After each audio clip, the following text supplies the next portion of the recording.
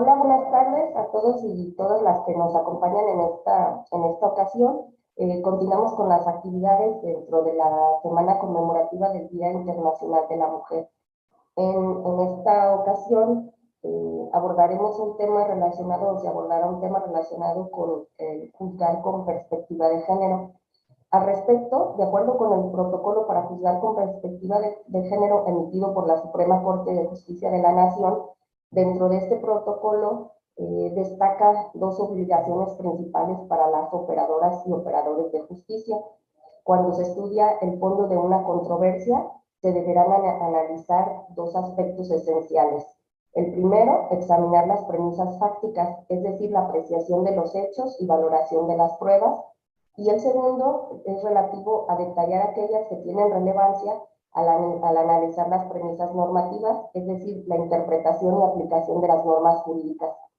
Así, para satisfacer el deber de apreciar los hechos y valorar las pruebas con perspectiva de género, se generan dos obligaciones para las juzgadoras y juzgadores. Primero, que consiste en desechar cualquier estereotipo o prejuicio de género a fin de visibilizar las situaciones de desventaja provocadas por esta categoría, y el segundo, que es analizar las premisas fácticas con sensibilidad sobre las múltiples consecuencias que tiene el género en la vida de las personas. Han existido diferentes expertos en la materia que nos han hablado de este tema, y en particular hoy la juez Araceli Pineda Salazar, titular del Juzgado Segundo Administrativo, nos expondrá al respecto la conferencia o ponencia sobre la sentencia con perspectiva de género, para lo cual me permito leer su semblanza curricular. La juez obtuvo la licenciatura en Derecho con titulación en la opción de promedio de calidad universitaria al obtener un promedio de 9.59. Asimismo, tiene una especialidad en Derecho Corporativo, una especialidad en Derecho Procesal, maestría en Derecho Político y Administración Pública, la cual obtuvo con un promedio de 10, y el doctorado en Derecho en el Instituto Internacional de Derecho y del Estado con un promedio de 9.89. Dentro de su experiencia laboral, ella participó en la Asociación Abogados y Consultores AC como abogada litigante de octubre de 2001 a enero de 2005, también de febrero de 2003 a julio de 2003, en la Escuela de Derecho de la Universidad Vasco de Quiroga participó como profesora adjunta, impartiendo la materia Prácticas de Derecho Procesal Civil. De febrero de 2005 al 14 de octubre de 2006, colaboró en el Ayuntamiento de Morelia como jefa del Departamento de Trámite y Control, correspondiente a la Dirección de Inspección y Vigilancia. De febrero de 2005 al 14 de diciembre de ese mismo año, también en la misma institución, el Ayuntamiento de Morelia, participó como consejera del Consejo para el Desarrollo Turístico de Morelia, de la Secretaría de Turismo Municipal de ese ayuntamiento. Del 15 de octubre de 2006 al 31 de diciembre de 2007, la juez participó igualmente en el Ayuntamiento de Morelia en el cargo de jefa de unidad de trámite y permisos de la Secretaría Municipal. Del 2 de enero de 2008 al 14 de enero de 2016, en este Tribunal de Justicia Administrativa tuvo el cargo de secretaria de estudio y cuenta de la segunda ponencia. En enero de 2016, en ese mismo tribunal se desempeñó como secretaria general de acuerdos. Del 18 de enero al 18 de mayo de 2016, estuvo en el cargo como secretaria general de acuerdos en funciones de magistrada por Ministerio de Ley de la Primera Sala Administrativa Ordinaria. Del 26 de mayo de 2016, el 26 de mayo de 2016, en ese mismo tribunal, fungió como presidenta del Comité de Transparencia. El 18 de octubre de 2018, también en este Tribunal de Justicia Administrativa, ocupa el cargo a la fecha como jueza del segundo juzgado administrativo. Asimismo, también actualmente ocupa el cargo de vicepresidenta del Comité para la Igualdad de Género. Pues como podemos observar, ella pues, ha tenido también una trayectoria aquí muy destacada, y contraviene lo que en algún momento dijera Schopenhauer, que hablan, donde se refirió de las mujeres como aquellos animales de cabellos largos e ideas cortas. Dejo el uso de la palabra a la juez para que nos exponga su conferencia. Gracias. Buenas tardes. Muchas gracias, licenciada Adriana Orgel, por su amable presentación. Saludo con agrado a todos y todas las compañeros del Tribunal de Justicia Administrativa de Michoacán que nos acompañan el día de hoy, al público en general que nos visualiza en esta ya última actividad en el marco de la semana conmemorativa del Día Internacional de la Mujer. Quiero agradecer a la magistrada Lizeth Puebla Solórzano la invitación para el día de hoy dar esta charla, que espero pueda aportarles algún dato, aunque sea pequeño, de utilidad para su labor diaria. Quiero también aprovechar este foro para reconocer el entusiasmo y el compromiso de la magistrada Lizeth como presidenta de este Comité de Igualdad de Género, porque debo decir que por primera vez en la historia del Tribunal de Justicia Administrativa se está dando un verdadero impulso a una agenda en materia de género, con acciones concretas de difusión y capacitación que todos hemos podido constatar en lo que va de este año. Quiero también reconocer y agradecer el apoyo decidido que ha dado el comité, el presidente actual del tribunal, el magistrado Gualberto Gamacoria, y asimismo quiero reconocer el respaldo de todos y cada uno de los magistrados integrantes del Pleno. Quiero aprovechar para saludar con mucho aprecio al magistrado Jesús Sierra, que veo que hace el honor de acompañarnos el día de hoy en esta breve charla. Y comentarles que el Pleno también se ha mostrado comprometido, tan es así que ha emitido acciones concretas como la reciente aprobación en forma unánime de la propuesta de la magistrada Puebla para certificar a este Tribunal de Justicia Administrativa como un espacio seguro para mujeres. Estoy segura que a estas acciones ya realizadas se seguirán sumando muchas más en pro de la construcción de una verdadera igualdad sustantiva, cumpliendo este tribunal con ese compromiso. Y entrando ya en el tema que me asignaron para esta charla, que es sentencia con perspectiva de género, voy a referirme específicamente a la dictada en el juicio administrativo número 576 del 2018, que conoció el juzgado segundo administrativo a mi cargo, y en el que se aplicó precisamente la metodología propuesta por la primera sala de la Suprema Corte de Justicia de la Nación en la jurisprudencia del rubro acceso a la justicia en condiciones de igualdad, elementos para juzgar con perspectiva de género. Quiero señalar que la obligación de juzgar con perspectiva de género, como ya lo he dicho, no está prevista expresamente en algún ordenamiento jurídico. No vamos a encontrar en el Código de Justicia Administrativa ni en su norma supletoria algún artículo, una disposición que señale que los jueces y magistrados deben emplear esta perspectiva al resolver los asuntos de su competencia. Juzgar con perspectiva de género en realidad responde a la obligación constitucional y convencional de combatir la discriminación y de asegurar el acceso a la justicia en condiciones de igualdad. Y más bien se ha ido definiendo y delimitando como una metodología a partir de la interpretación que de estos derechos humanos ha realizado la Suprema Corte. Por ello, considero que es de relevancia la jurisprudencia 22-2016, que ya referí el rubro, como una herramienta para juzgar con perspectiva de género, porque sabemos que al ser emitida por una sala de la Suprema Corte, su aplicación es obligatoria para todas las autoridades jurisdiccionales por disposición del artículo 217 de la Ley de Amparo. A diferencia de lo que es el protocolo para juzgar con perspectiva de género, también emitido por la Suprema Corte, el cual, al no ser una norma, no es un documento obligatorio. No obstante, considero que sí es una herramienta de gran utilidad porque desarrolla de forma más amplia, incluso más estructurada, estos parámetros que el máximo tribunal nos ha indicado para incorporar al enfoque de género en una controversia constitucional. En esta jurisprudencia, que ya nos hacía favor la licenciada Orgel de comentarnos, la primera sala nos establece que debe implementarse este método en toda controversia judicial, aun cuando las partes no lo soliciten, con la finalidad de que pueda verificarse si existe alguna situación de violencia o vulnerabilidad que por cuestiones de género vaya a impedir una justicia de manera completa e igualitaria. Y nos precisa esos 6 puntos o elementos a los que hacía referencia la licenciada, ¿no? Como un primer punto nos dice que tenemos que identificar si existen situaciones de poder por cuestiones de género que puedan generar algún desequilibrio entre las partes en la controversia. Un segundo punto es que se cuestionen los hechos y las pruebas se valoren desechando cualquier prejuicio, cualquier estereotipo de género para poder visualizar las situaciones de ventaja. Un tercer punto se refiere al material probatorio. Hay que revisar si no es suficiente para aclarar situaciones de violencia, vulnerabilidad o discriminación que se presuman por razones de género, se deben de ordenar las pruebas necesarias para visibilizar esas situaciones. El cuarto elemento es que se cuestione la neutralidad del derecho aplicable.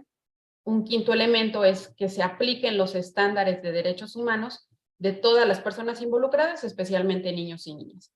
Y como último y sexto punto es que se evite un lenguaje que esté basado en estereotipos o prejuicios, procurando un lenguaje incluyente.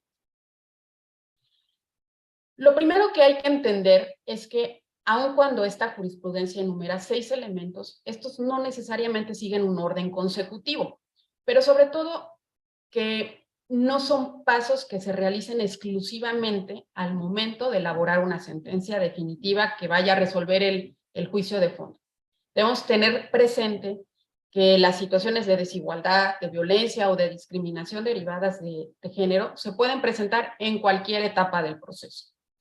Por ello, es importante que como operadores jurisdiccionales conozcamos estos elementos previamente para aplicarlos en el momento procesal oportuno, en nuestro caso, atendiendo a las etapas, reglas procesales propias del juicio administrativo. Y hago alusión a esto porque en los elementos para juzgar con perspectiva de género, no solo se hace referencia al análisis de hechos, a la valoración de pruebas y al cuestionamiento del derecho aplicable que efectivamente se realiza al momento de elaborar la sentencia, sino que, si se fijan, el tercero de los elementos que señalamos se refiere a la idoneidad y suficiencia del material probatorio del juicio. Y nos precisa la Corte que en caso de no ser suficiente para aclarar la situación de violencia, vulnerabilidad o discriminación por razones de género, se deben ordenar las pruebas necesarias para visibilizar estas situaciones. Esto último no lo vamos a realizar cuando ya pusimos los autos en estado de resolución. Debemos hacerlo previo al cierre de la instrucción, de modo que se recaben oportunamente esas pruebas y en la audiencia de ley puedan estar desahogadas en su totalidad, posibilitando a las partes alegar de buena prueba, ¿no? Correctamente. Esto implica que el ejercicio de juzgar con perspectiva de género comienza cuando recibimos el escrito de demanda,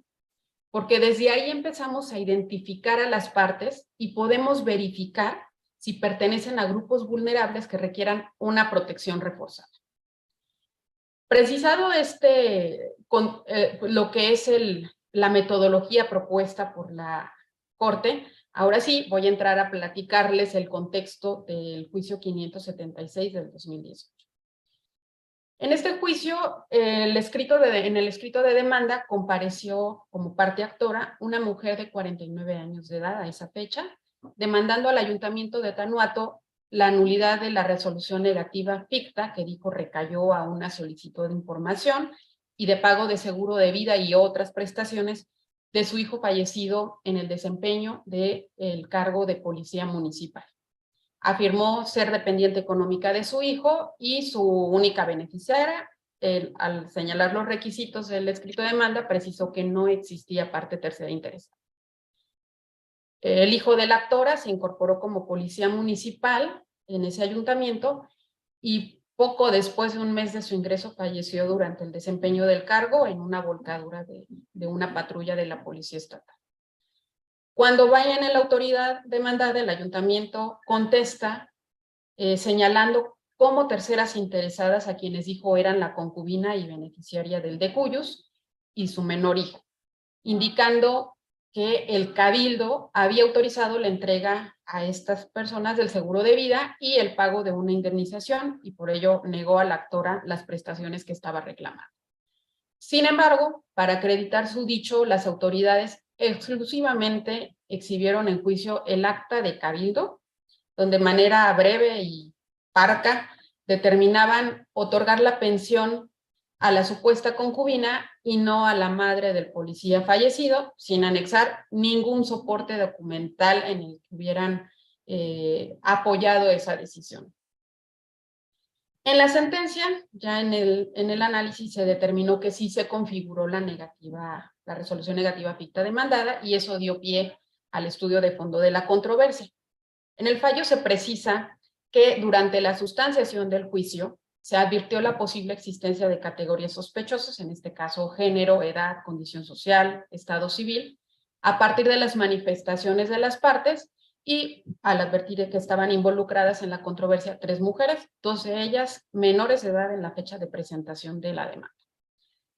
Como vimos en la metodología de la Corte, nos indica que deben aplicarse estándares de derechos humanos de todas las personas involucradas, y remarca en especial las de los niños y las niñas. Y en el juicio se advirtió en el acta de nacimiento de la bebé tercera interesada que fue registrada únicamente por su mamá, por lo que se tomó en consideración al resolver la observación general número 7, realización de los derechos de los niños en la primera infancia, emitió el Comité de los Derechos del Niño, en la que declara que los niños y las niñas pueden sufrir las consecuencias de la discriminación de la cual son objeto sus padres. Por ejemplo, si han nacido fuera del matrimonio o en otras circunstancias que no se ajustan a los valores tradicionales. Que la primera infancia es el periodo de responsabilidad parental más amplias e intensas en relación con todos los aspectos del bienestar del niño, y que en consecuencia la realización de los derechos del niño depende en gran medida del bienestar y los recursos de que dispongan quienes tienen la responsabilidad de su cuidado. Partiendo de todo este contexto y ante el escaso caudal probatorio que había en autos, se estimó relevante contar con mayores elementos para acercarse a una verdad material y resolver la controversia, tutelando en todo momento el interés superior de la menor y los derechos de las mujeres involucradas. De modo que la deficiencia o la insuficiencia de las pruebas aportadas sí por las partes no trascendiera en una incorrecta resolución de la controversia en detrimento de los derechos de cualquiera de estas 3 mujeres involucradas. Así, en uso de la facultad prevista en el artículo 259 del Código Administrativo del Estado, en la sustanciación del juicio, oficiosamente se requirió a las autoridades demandadas que remitieran el original o copia certificada del expediente laboral del decuyus, la solicitud de apoyo que les presentó la tercera interesada, los documentos con los que acreditó el concubinato, el documento en el que fue designada beneficiaria, o en su caso la póliza del seguro de vida del policía fallecido.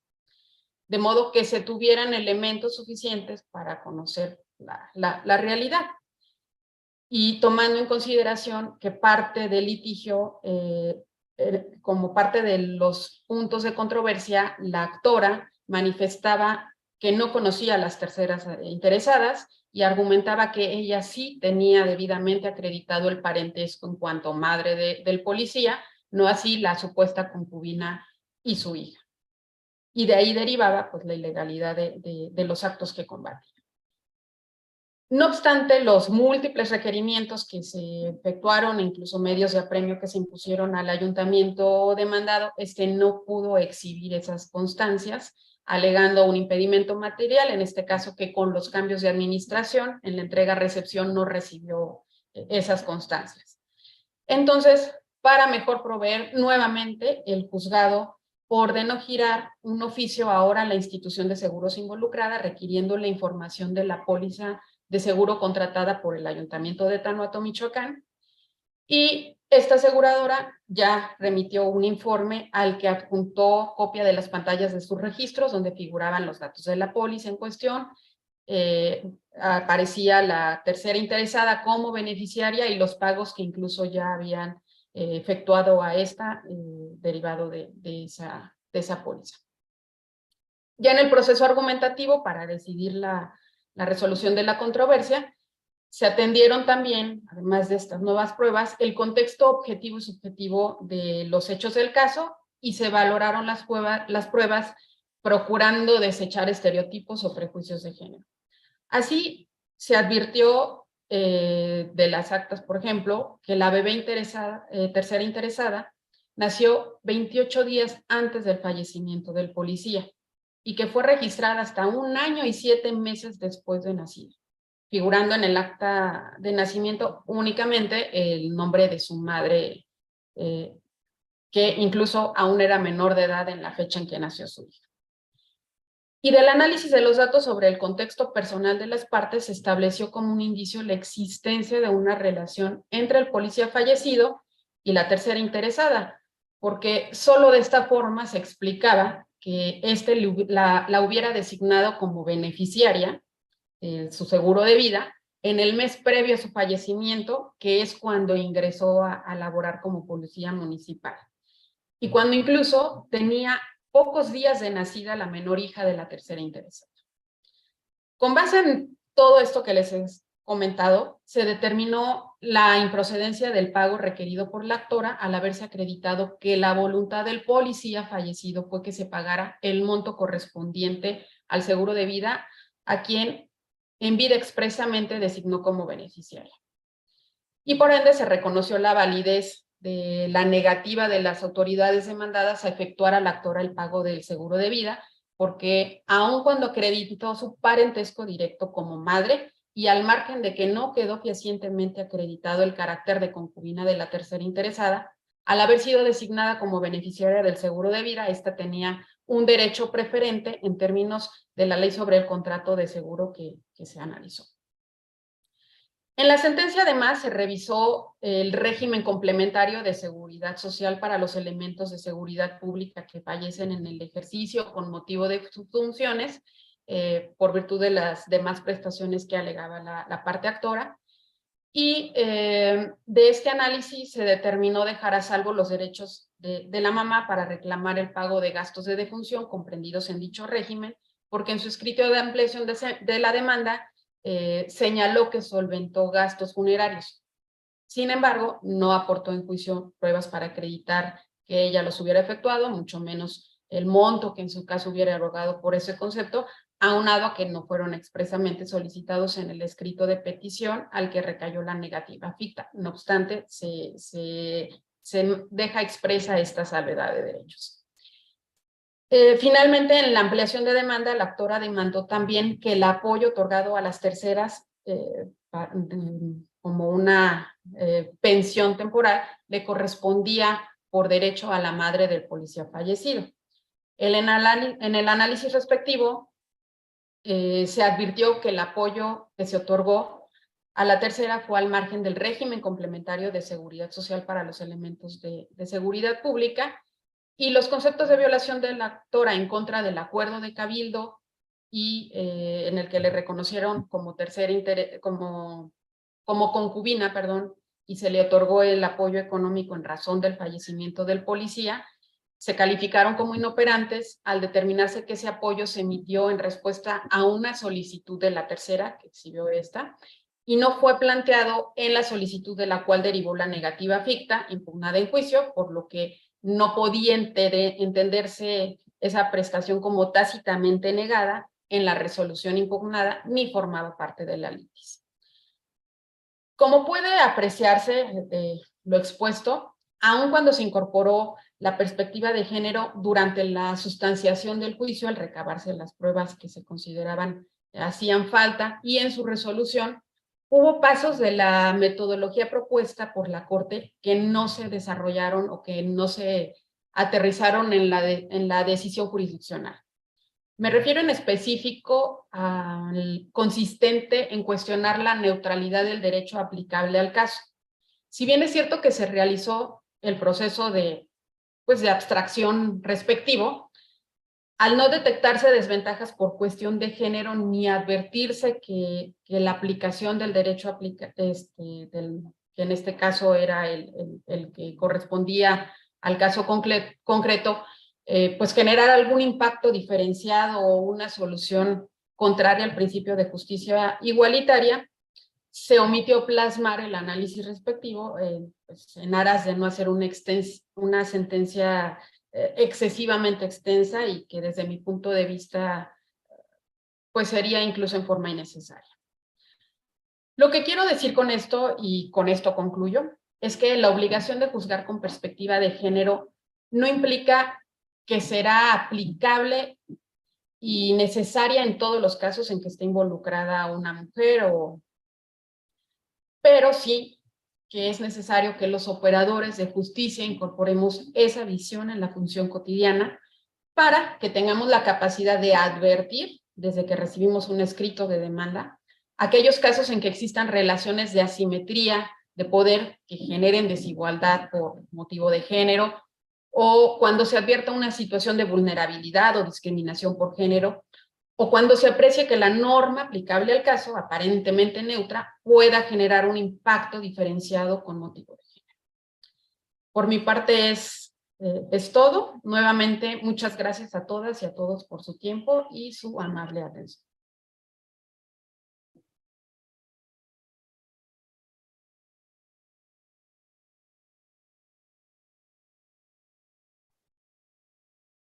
Gracias, doctora. No sé si alguien quisiera hacer alguna participación o tiene alguna duda que nos quisieran hacer un comentario. No, licenciada, gracias. Bueno, pues agradecemos a todos el hecho y la oportunidad que nos dieron aquí de acompañarnos. Como decía la doctora Araceli, pues ya hoy es la última actividad que estaba prevista dentro de esta semana conmemorativa por el Día Internacional de la Mujer, y pues no nos queda más que seguir pues contribuyendo, ¿no? Desde nuestro espacio que cada quien tengamos, pues para A ver, Adri, perdón que te interrumpa un poquito, solo para felicitar al Comité de Equidad de Género de mi parte en relación a esta semana de actividades que han tenido y que yo creo que nos han dado la oportunidad a todos de escuchar diferentes opiniones, diferentes aspectos respecto de esto que es la perspectiva de género. La verdad es que me parece un esfuerzo, como dijo la juez, un esfuerzo importante del tribunal. Hay que reconocer a la presidencia y a los integrantes del comité, a las integrantes del comité que estén llevando a cabo esto. De repente nos parecen ya algunas cosas un tanto comunes respecto de estos ejercicios y de lo que es la herramienta de equidad de género, pero dijéramos que hay que estar insistiendo, porque no es un tema que se aprenda como el Padre Nuestro o como rezar un artículo de cualquier norma, sino que es un tema de expertise, y no se va a lograr esta expertise si no se pone en práctica de manera cotidiana. Y voy a decir algo por mí en relación a lo que significa la perspectiva de género. Miren, quizá para los nuevos abogados, para las nuevas personas que se están integrando en los tribunales, en el ejercicio del derecho, el tema de la perspectiva de género y de los derechos humanos sea un tema hasta cierto punto común, porque estudiaron con esos planes de estudio, porque están ingresando al ejercicio con esta visión ya integrada en su dinámica cotidiana y en su forma de ser. Pero para personas como yo, y lo digo así con toda la claridad, y me parece que con esto trataré de contribuir a lo que decía la juez y lo que escuchaba ayer de la licenciada Yanderal, es instalar en el modo de ser de nosotros una herramienta que nos permita ir más allá a la aplicación tradicional del derecho. Personas como yo que no estudiamos con esta nueva versión del derecho. En aquel tiempo, y estoy hablando del 82, 87, que yo estudié en la Facultad de Derecho, pues se hablaba de las garantías individuales, muy remota la idea de hablar de derechos humanos. Y obviamente, pues si ustedes ven que ya tengo 57 años, entenderán que durante mucho tiempo de mi ejercicio profesional no se hablaba del derecho humano. Tampoco se hablaba de la equidad de género, mucho menos del tema de una perspectiva de género.